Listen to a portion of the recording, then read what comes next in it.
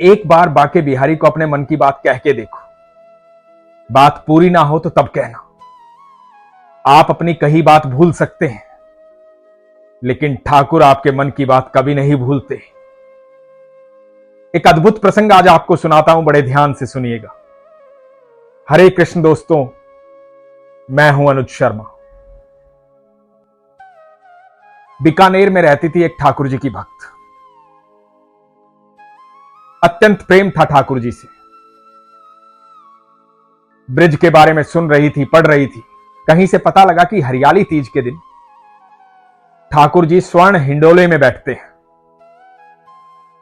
बड़े अद्भुत दर्शन होते हैं। मन में इच्छा जागृत हुई कि ठाकुर जी के वो दर्शन मुझे भी करने। हरियाली तीज के दिन मुझे भी ठाकुर जी के पास जाना है, ठाकुर जी को स्वर्ण हिंडोले में बैठे हुए देखना है। अब इंतजार करने लगी हरियाली तीज आने का। मन में भाव था, बस ठाकुर जी को देखना है, ठाकुर जी के दर्शन करने, वृंदावन जाना है, बाके बिहारी को देखना है। घर परिवार वालों से कहा कि वृंदावन चलोगे ना, पर किसी के पास समय नहीं था। कोई जाने के लिए तैयार नहीं था। अड़ोसी पड़ोसियों से कहा कि वृंदावन चलेंगे, लेकिन किसी के पास समय नहीं। अपनी सखियों से कहा कि वृंदावन चलेंगे, तुम चलोगे साथ में? तो कोई कोई बहाना बताता, कोई कोई बहाना बताता। कोई कहता कि बारिश बहुत होगी, गर्मी बहुत होगी, भीड़ बहुत होगी। अलग अलग तरह की बातें करता। वृंदावन जाने की व्यवस्था नहीं हो पा रही थी। बीकानेर से अकेले वृंदावन आना संभव नहीं था। लग रहा था कैसे वृंदावन जाऊंगी, कैसे ठाकुर जी को मिलूंगी, कैसे उनके दर्शन करूंगी। मन में भाव आया कि हरियाली तीज के दिन तो मैं वहां होनी ही चाहिए। अभी भले ही मत बुलाओ, लेकिन हरियाली तीज के दिन जरूर बुला लेना। तब तक कुछ ना कुछ इंतजाम हो जाएगा, कोई ना कोई साथ चलने के लिए तैयार हो जाएगा। लेकिन कई लोगों से पूछा, कोई भी साथ चलने के लिए तैयार नहीं था। मन मायूस हो गया। मन में एक भाव जागृत हुआ कि ठाकुर जी, मेरे साथ तो कोई भी आने के लिए तैयार नहीं है, अकेली मैं आ नहीं सकती। क्या आप मुझे लेने आ सकते हैं? और आप तो अनंत ब्रह्मांड में कहीं भी जा सकते हैं, तो आप तो मुझे लेने आ सकते हैं, तो आप मुझे लेने आ जाइए। मन में ये जो भाव जागृत हुआ, ये पूरे विश्वास का भाव था, प्रगाढ़ विश्वास का भाव था, सरलता का भाव था। बड़ी सहजता से सोच लिया था कि ठाकुर जी मुझे लेने आएंगे। अब जब भी घर के दरवाजे की घंटी बजती, ऐसा लगता कि ठाकुर जी आए हैं, ठाकुर जी मुझे लेने आए हैं। ऐसी अवस्था हो गई कि भाग करके दरवाजा खोलती और देखती कोई और खड़ा है, ठाकुर जी नहीं है। मन मायूस हो जाता। ऐसा लगने लगा था कि ठाकुर जी जरूर आएंगे।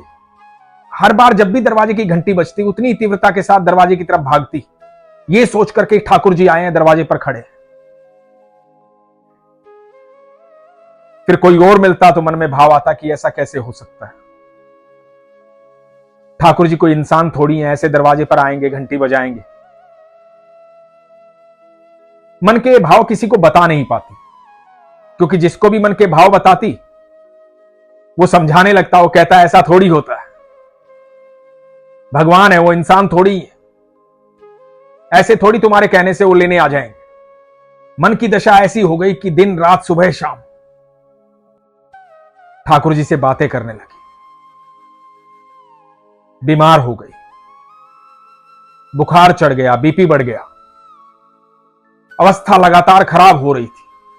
ये सोच सोच के कि कैसे संभव होगा, कैसे ठाकुर जी से मिलूं। मन में एक बात ठान ली थी कि अब किसी से बात साझा नहीं करनी है, किसी को मन की बात नहीं बतानी। सारी बातें करूंगी मेरे ठाकुर जी से। वो सर्वशक्तिमान है, वो अनंत ब्रह्मांड के रचयिता हैं, वो सब कुछ है। वही मेरे मन का भाव समझेंगे, मैं उन्हीं से बातें करूंगी। कोई ना कोई व्यवस्था जरूर हो जाएगी।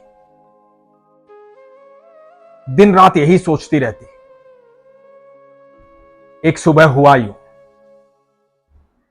इनकी 12-13 साल की बेटी जोर से चिल्लाई, मम्मी जल्दी आओ, बिहारी जी आए हैं, मम्मी जल्दी आओ, बिहारी जी आए हैं। ये उठी और भाग कर गई। सांसें जैसे थम गई थी। बेटी के सामने जाकर खड़ी हुई, बोली कहां है बिहारी जी? क्योंकि इसके मन में तो ये भाव चल रहा था कि बिहारी जी कभी भी आ सकते हैं मुझे लेने के लिए। इतनी सरलता से, इतनी सहजता से बिहारी जी को बोला था कि आप आ जाना मुझे लेने के लिए। तो मन का भाव, प्रगाढ़ विश्वास ये था कि बिहारी जी मुझे लेने आएंगे। बेटी से कहा, कहां है बिहारी जी, बताओ। बेटी ने कहा, अभी तो यहीं खड़े थे, पता नहीं कहां चले गए। आंखों में अश्रु आ गए। अपनी बेटी से कहा कि क्या कह रहे थे बिहारी जी। बेटी ने कहा कि बिहारी जी कह रहे थे मैं तुम्हारी मम्मी को लेने आया हूं, कई दिन से बुला रही थी, उसे लेने आया हूं।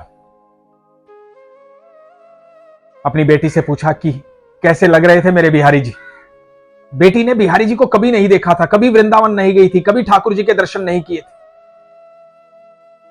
बेटी ने कहा कि सांवले से घुंघराले बालों वाले, मोटी मोटी आंखों वाले, मोर पंखधारी, हाथ में बांसुरी लिए हुए, मेहंदी रंग की पोशाक पहने हुए, गले में मोतियों की माला पहने हुए, कमर पर मोतियों की करधनी बांधे हुए, बड़े ही सुंदर, बड़े ही मनमोहक लग रहे थे, मुस्कुरा रहे थे। ठाकुर जी कह रहे थे तुम्हारी मम्मी को लेने आया।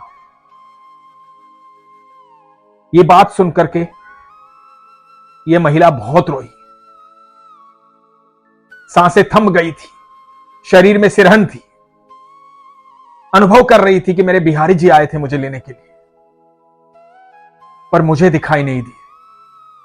मेरे ठाकुर जी आए थे मुझे लेने के लिए, मुझे दिखाई नहीं दिए। मन में यही भाव चल रहा था। फिर कभी कभी ये सोच रही थी कि क्या पता बेटी ने मुझे बहलाने के लिए, मुझे खुश करने के लिए ऐसा कह दिया। उसी दिन जयपुर से इनके देवर आ गए। तीज के 3 दिन बाकी बचे थे। देवर आ गए। देवर ने कहा कि आज बीकानेर में ही रुकूंगा, कल वापस जयपुर जाऊंगा, आप भी साथ चलिए। इनके मन में भाव आया कि जयपुर चलती हूं, हो सकता है वहां से कोई वृंदावन जाना चाहे। हरियाली तीज आने वाली है। दिन लगातार पास आ रहा था, 3 दिन बाकी थे। धड़कनें लगातार बढ़ रही थी। मन में भाव जागृत हो रहा था कि हो सकता है कुछ व्यवस्था हो जाए, जयपुर चलती हूं। अपने देवर के साथ जयपुर आ गई। जयपुर आकर के अपनी बहन को ऐसे ही कहा कि सुनो, ठाकुर जी का हिंडोला है हरियाली तीज पर। ठाकुर जी स्वर्ण हिंडोले में बैठते हैं, बड़े सुंदर लगते हैं, बड़े मनमोहक लगते हैं। तुम चलोगी वृंदावन? बहन ने पल भर में हां कर दी कि हां जरूर चलूंगी। बहन की बेटियों ने भी हां कर दी कि हां जरूर चलेंगे। मन प्रसन्न हो गया। आखिर वो दिन आ गया जिसका इंतजार था, जिसके लिए तरस रही थी। और अपनी बहन और उनकी 2 बेटियों के साथ वृंदावन जाना हुआ। वृंदावन में बहुत भीड़ थी। इतनी भीड़ देख करके मन घबरा रहा था, विचलित हो रहा था, क्या पता ठाकुर जी के दर्शन हो पाए या ना हो पाए। मंदिर के द्वार पर पहुंची, बहुत भीड़ थी। मन में एक ही भाव जागृत हो रहा था, ठाकुर जी दर्शन दे देना। तड़प रही हूं, तरस रही हूं, दर्शन दे देना मेरे ठाकुर जी। अपने पास बुला लेना ठाकुर जी। आपको देखना है, आपको निहारना है, आपसे बहुत प्रेम करती। भीड़ में धक्का मुक्की हुई। पता नहीं कैसे यह संभव हो पाया। उस धक्का मुक्की में सीधा ठाकुर जी के पास पहुंच गई। और जैसे ही ठाकुर जी के सामने पहुंची, स्तब्ध हो गई। शरीर में सिरहन दौड़ उठी, आंखों से अश्रु बहने लगे, शरीर कांप रहा था। ठाकुर जी को देख रही थी। ठाकुर जी ने वही मेहंदी रंग की पोशाक पहनी थी जो इनकी बेटी ने बताई थी। ठाकुर जी ने वही मोतियों की माला पहनी थी जो इनकी बेटी ने बताई थी। वही मोर मुकुटधारी, सांवले से, घुंघराले बालों वाले, सुंदर मनमोहक ठाकुर जी सामने खड़े थे। जैसा वर्णन इनकी बेटी ने किया था ठाकुर जी का, वैसे ही ठाकुर जी साक्षात सामने खड़े थे। मानो कह रहे हो कि आ गई तू, मैं लेने गया था तुझे, पहुंच गई तू। और लगातार आंखों से अश्रु बह रहे थे। प्रेम लगातार उमड़ उमड़ कर बाहर आ रहा था। ना भीड़ दिखाई दे रही थी, ना लोगों का शोर सुनाई दे रहा था। बस ठाकुर जी दिखाई दे रहे थे, उनके नेत्र दिखाई दे रहे थे। मन ही मन ठाकुर जी से बात हो रही थी। जो इच्छा ठाकुर जी के सामने रखी थी वो पूर्ण हो गई थी। दोस्तों, हम जब भी सरल भाव से, सहज भाव से ठाकुर जी के सामने अपनी इच्छा रखते हैं, चाहे वो इच्छा कितनी भी बड़ी हो, कितनी भी कठिन हो, इस अनंत ब्रह्मांड में ऐसा कुछ नहीं है जो ठाकुर जी नहीं कर सकते। उनके शब्दकोश में कहीं असंभव शब्द ही नहीं है। हर वो कार्य संभव हो सकता है जो व्यक्ति को असंभव लगता है। यदि आप सरलता से, सहजता से अपनी बात ठाकुर जी के सामने रखते हैं तो आपकी बात जरूर पूरी होती है। आपका विश्वास प्रगाढ़ होना चाहिए। आपके मन में जो बात आए, किसी और को बताने की आवश्यकता नहीं है। आप ठाकुर जी के सामने बैठिए, ठाकुर जी से अपने मन की बात कहिए। चाहे कष्ट कितना भी बड़ा हो, दुख कितना भी बड़ा हो, समस्या कितनी भी बड़ी हो, हल हो जाएगी। कई बार हम ईश्वर से अपने मन की बातें कहते हैं और बातें भूल जाते हैं। हम ऐसे ही ईश्वर को अपने मन की बात कह देते हैं कि प्रभु ऐसा कर देना, प्रभु ऐसा कर देना, और हम भूल जाते हैं। लेकिन ठाकुर जी कभी नहीं भूलते। जो भी सरल भाव से, सच्चे मन से आपने उनको बात कही होगी, एक ना एक दिन वो जरूर पूरी हो जाएगी। उस बात को पूरी होने के बीच में जो समय लगता है, वो समय इसलिए लगता है कि वो जब बात पूरी हो तो आपकी बेहतरी के लिए हो, आपके जीवन में सुख लेकर आए, खुशियां लेकर आए, प्रसन्नता लेकर आए। इसलिए ठाकुर जी उस समय को इसलिए लेते हैं ताकि वो सारी व्यवस्थाएं हो पाए जिससे आपको कभी कष्ट ना हो। इसलिए जब भी आपने अपने मन की बात ठाकुर जी को कही हो, अपने दिल की बात ठाकुर जी को कही हो, तो निश्चिंत हो जाओ, आपकी बात जरूर पूरी होगी। जो समय लग रहा है वो इसलिए लग रहा है क्योंकि व्यवस्था हो रही है कि जब आपकी बात पूरी हो तो उसके बाद जीवन में कभी कष्ट ना आए, कभी दुख ना आए, हमेशा प्रसन्नता रहे, आनंद रहे। लेकिन इसके लिए विश्वास की आवश्यकता है। इसीलिए हमेशा कहता हूं, अपने विश्वास को मजबूत रखिए, अपना ख्याल रखिए। हरे कृष्ण।